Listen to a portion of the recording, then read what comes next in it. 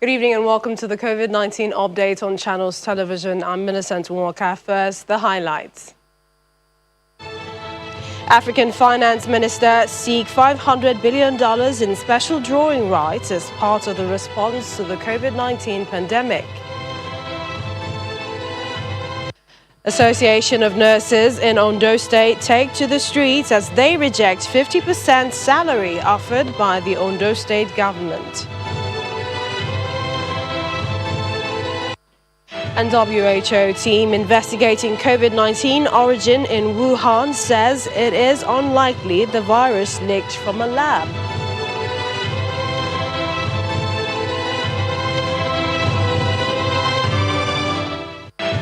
According to the World Health Organization fact check, Ewedu leaf is highly nutritious and boosts the immune system, but it is not a cure for COVID-19. The Africa Regional Office also reports that over 3.6 million people have contracted COVID-19 on the African continent, with more than 3.2 million recoveries and 95,000 deaths cumulatively. Last night, the Nigeria Center for Disease Control announced 643 new confirmed cases and 6 deaths recorded in the country.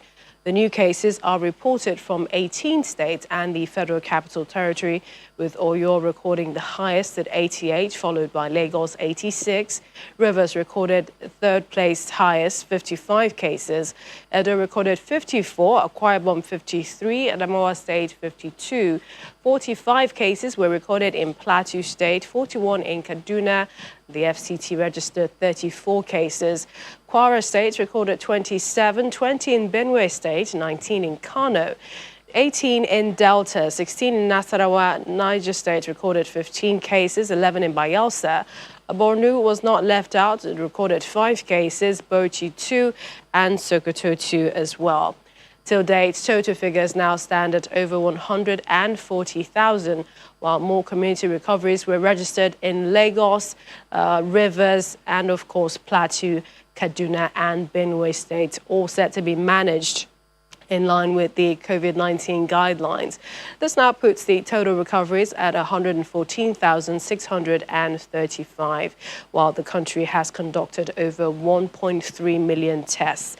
Meanwhile, the federal government has placed fresh travel restrictions on 100 passengers for flouting its directives on COVID-19. In a series of tweets, the Presidential Task Force on COVID-19 released the passport details of the defaulters, announcing that they have been restricted from traveling for 6 months from February 5th to July 30, 2021. The federal government is placing travel restrictions on the passports due to the non-compliance with the mandatory day and post-arrival COVID-19 tests. Nigeria, just like many other countries, is making the availability of vaccines for its citizens a priority. According to government officials, the country is currently expecting over 58 million doses of vaccines through the COVAX facility and the African Union platform called AVAT. Our next report assesses Nigeria's capacity to preserve these vaccines upon arrival and ensure they remain potent. For some time now, there has been so many conversations around vaccines procurement and storage in Nigeria. Just last week, the news about the World Health Organization purportedly disqualifying Nigeria from accessing the Pfizer COVID-19 vaccine because of lack of the recommended cold chain for its preservation went viral.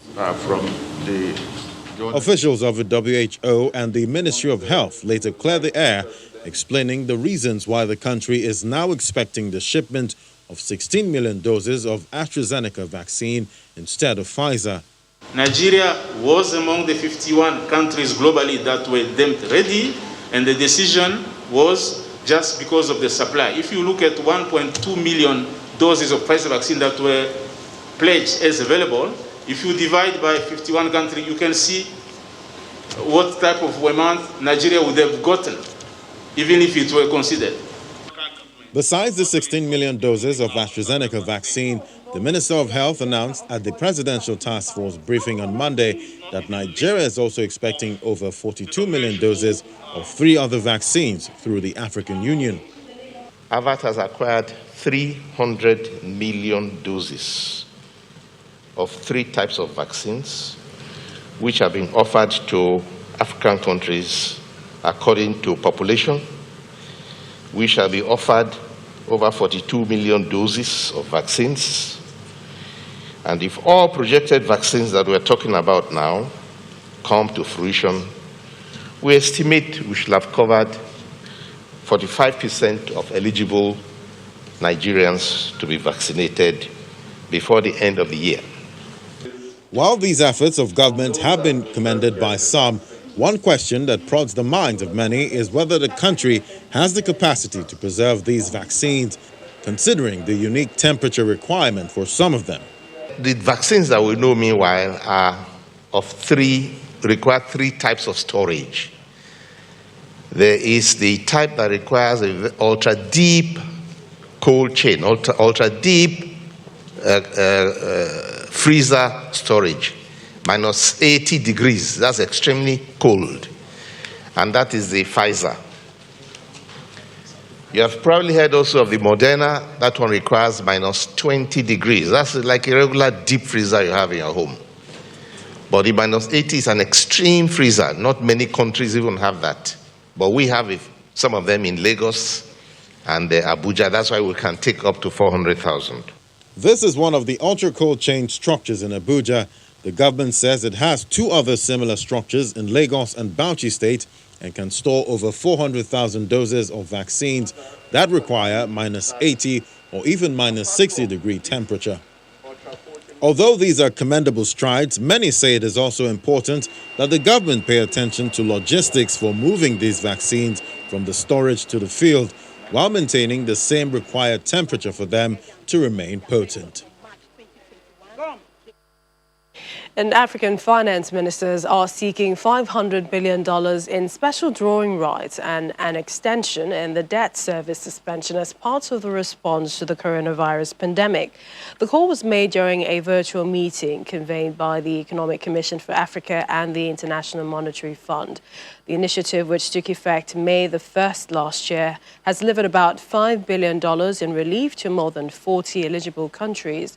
In all, 73 countries are eligible for a temporary suspension of debt service payments owed to their official bilateral creditors. So far, a 204.2 billion naira, which is equivalent to SDR equivalent to about $281 billion, has been allocated to members. The SDR is an international reserve asset, which was created by the IMF in 1969 to supplement official reserves of its member countries. Now, the management of the Federal University Wukari in Taraba State says it will not lower its guard in enforcing COVID-19 safety protocols despite the state's record of casualties. This is coming as the school resumes after the ASU strike and lockdown period to commence its first semester examination. The management of the institution says it will not hesitate to close down the school if a case of COVID-19 is discovered in the institution. The students of Federal University Wukari undergoing temperature check, washing of hands and observing social distancing in the examination hall in compliance to COVID-19 safety protocols. Apart from the COVID-19 pandemic, which has forced the institution to shut down in recent times, the Tea versus Jukin crisis is also another factor in the closure of the school. With the disruption of the school calendar by the ASU strike, the students say they are happy to be back. The water used in washing our hands, sometimes the water it may got finished and some other people are coming in. We want the water to be constant. We don't want anything shortage. I think we should encourage the students to put on their face mask and creating the social distance and always keep it in washing their hands and using their hand sanitizer to avoid all these corona issues. Arrangements are being concluded with the management of the General Hospital in Wukari, which is just a stone's throw from the school, for any emergency or need to isolate a patient from the school. We have an isolation center at the General Hospital. So if there's anything, as soon as we are allowed to make arrangement to send the patient to General Hospital while informing the epidemiologist. The Vice-Chancellor of the institution, Abubakar Kundiri, says a COVID-19 committee has been set up in the institution to ensure full compliance to NCDC protocols, and if any student's test result returns positive, the school will be shut down. I'm sure with the protocols that we've set out on ground, we're being prayerful so that we don't get to that. And we're also in touch with the specialist hospital so that if we cannot handle the issue here, we can then move them to the isolation there. Outside the school environment, it is a different ballgame altogether, as only 1 in 100 persons wear face masks. Hence the need for more sensitization by concerned authorities on the second wave of the pandemic. Meanwhile, in Ondo State, nurses and the payroll of Ondo State government have staged a peaceful protest in Akure, the state capital, rejecting the payment of half salary by the state government. The nurses, under the auspices of the National Association of Nigerian Midwives, stormed the secretariat of the association in Akure with placards stating their demands. They said they were not part of the labor union leaders who agreed with government on the payment of half salary.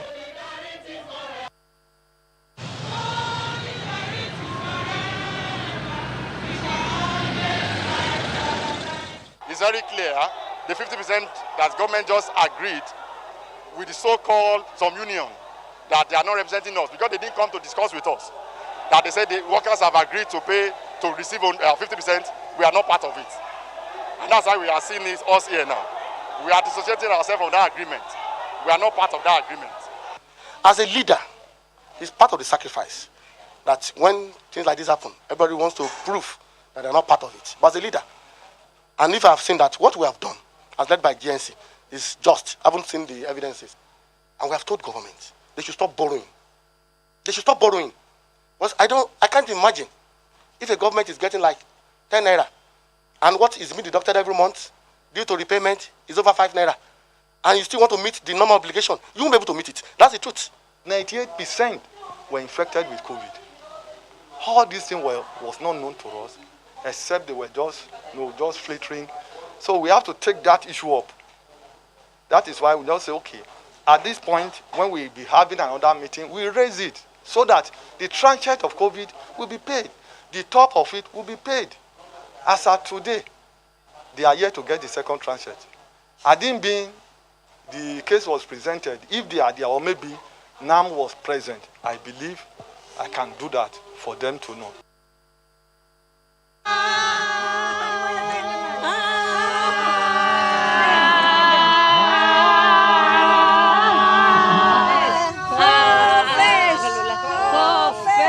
With lockdowns and COVID-19 restrictions hampering normal activities, it's easy to get frustrated and want to take it out either on the people around us or on things. Well, there is a much fulfilling way. Have you tried screaming? Well, it's what many Israelis are doing now as they seek both communion and emotional release from being burned out by COVID-19 confinement. So while some Israelis take part in street demonstrations, others take to nature and shout to the heavens. Some say they scream a prayer, hopeful that God will release them from the curse of the pandemic. A group of people have been meeting regularly, standing in close heroic proximity. They remove their masks, drawing locks from passerby, police, and then they let out a good scream.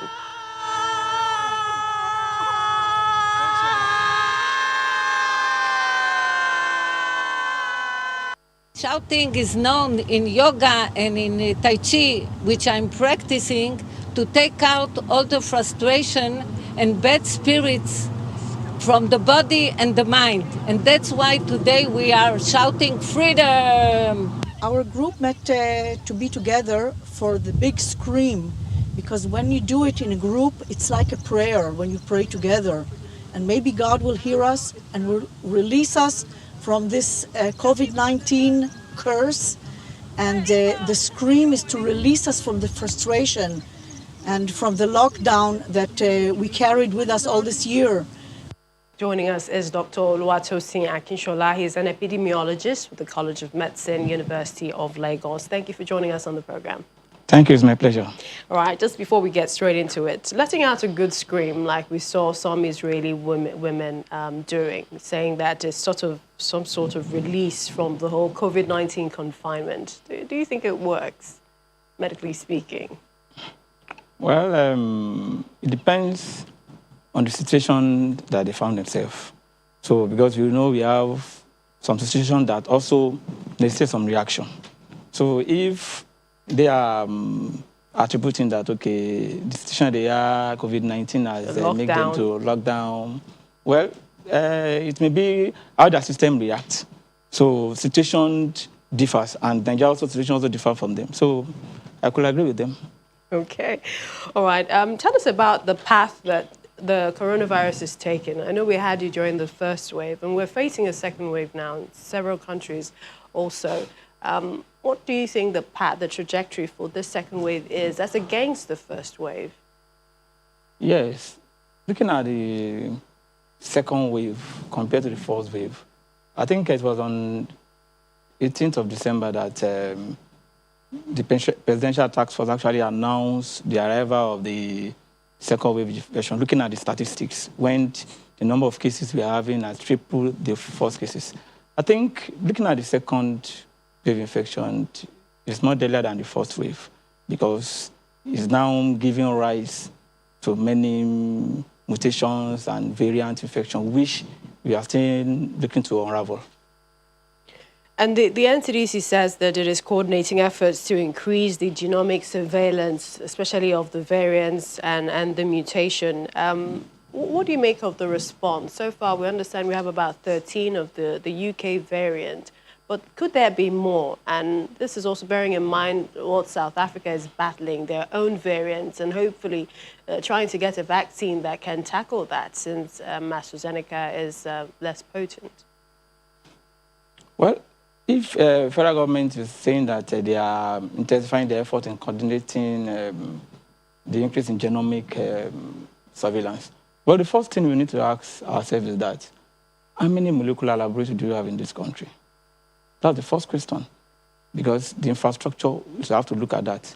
And when you are talking about genomic surveillance, for it actually to be effective, the surveillance needs to be, there are 3 points you need to look at in terms of widespread, how the surveillance is it widespread. Secondly, is it standardized? Standardization also matters. That means from one state to the other, is the genomic surveillance, is it the same? And thirdly, this genomic surveillance has to be embedded in the natural pandemic prevention programs. So looking at those 3 indices, are those 3 indices in place? So if they are not in place, that means there is a gap which the federal government, which is being prepared by the presidential task force, needs to really work on and harness. So far, we understand that there are about 3 laboratories in Nigeria that can identify the variants, but is that a shortcoming to the extent that the team, the health ministry and the NCDC has gone to indeed creating more laboratories across the country in such a short time? Well, that is the way we should go, because we need more laboratories. More especially when we are talking about this testing, the 2 common ones, we have the random testing and the one that acts the higher validity.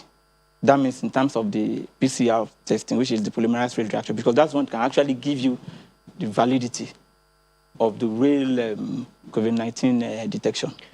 So earlier today, the WHO team in Wuhan says that it's extremely unlikely the coronavirus came from a Wuhan lab, that evidence points to intermediary species. What do you make of that report? Well, as far as I'm concerned, when I started studying medicine, that's what we call germ theory. And germ theory means that disease does not occur at random. That means something somewhere must have precipitated the occurrence of disease. So for the WHO team to now come up now and telling us that it's unlikely that the coronavirus came from the Wuhan virus, then they need to tell us, why does it come from them? So if they are not telling us it's unlikely, so that means it must definitely have a source. So there is nowhere the COVID-19 pandemic will not have erupted from somewhere. It must have a source. So they also need to do all the favor and by letting us know where the COVID-19 also if that is their claim that they are holding on to now. All right, we appreciate your time, Dr. Oluwatosin Akinshola, Epidemiologist, College of Medicine, University of Lagos. Thank you for joining us on the program. It's my pleasure. Thank you also for inviting me. With more than 106 million cases of the virus globally and over 2.3 million deaths. Well, let's bring you more on the origins of the coronavirus by the WHO team and other stories in our global COVID-19 update. Mr. Ben Emberek's comments comes as the WHO ends its investigations in China over the origins of the coronavirus. The team concluded that the cause of COVID-19 could have been circulating in other regions before it was identified in the central Chinese city of Wuhan. It also ruled out the possibility of the virus leaking from a lab in the city. The findings suggest that the laboratory incident hypothesis is extremely unlikely and to explain the introduction of the virus into the human population. Meanwhile, around the world, vaccine inoculations are continuing. Iran has launched a vaccination drive against COVID-19, focusing initially on hospital intensive care personnel as the hardest hit country in the Middle East awaits enough vaccines for its general population. Iran's health minister, Sahid Namaki, presented his son, Pasa Namaki, to be the first person to be inoculated in an apparent effort by officials to boost public confidence in Russia's Sputnik V vaccine. Israeli Prime Minister Benjamin Netanyahu says more than 97% of COVID deaths in the country over the past month were people who had not been vaccinated. His government is trying to increase turnout for the Pfizer shots. Around 38% of Israel's 9 million population have received at least one vaccine dose, according to the health ministry. But government's goal of achieving 50% coverage and reopening of the economy next month have been challenged as the daily vaccination pace slows. Over in Europe, Austria is stepping up its response to an outbreak of the South African variant of the coronavirus in its Alpine province of Tyrol by requiring those living in the province to show a negative coronavirus test. The national government and the provincial government of Tyrol, both led by the Conservative People's Party, have been at odds over how aggressively to respond to the outbreak that threatens to scupper the country's vaccination plans. Finally, Britain says it will bring in tighter border controls next week against new variants of the coronavirus, requiring hotel quarantine for arrivals and threatening rule breakers with up to 10 years in jail and fines. Under lockdown rules, holidays are banned and testing regimes and quarantine are already in place for travelers, but the government says it will bring in extra measures due to the risk of new variants on which vaccines may not work. Continue to take responsibility. Visit our website, channelstv.com, for more updates and a better understanding of the pandemic. Plus, there's several other stories there as well, all at your fingertips. That's the program this evening. Thank you for watching. I'm Millicent Walker. Stay safe.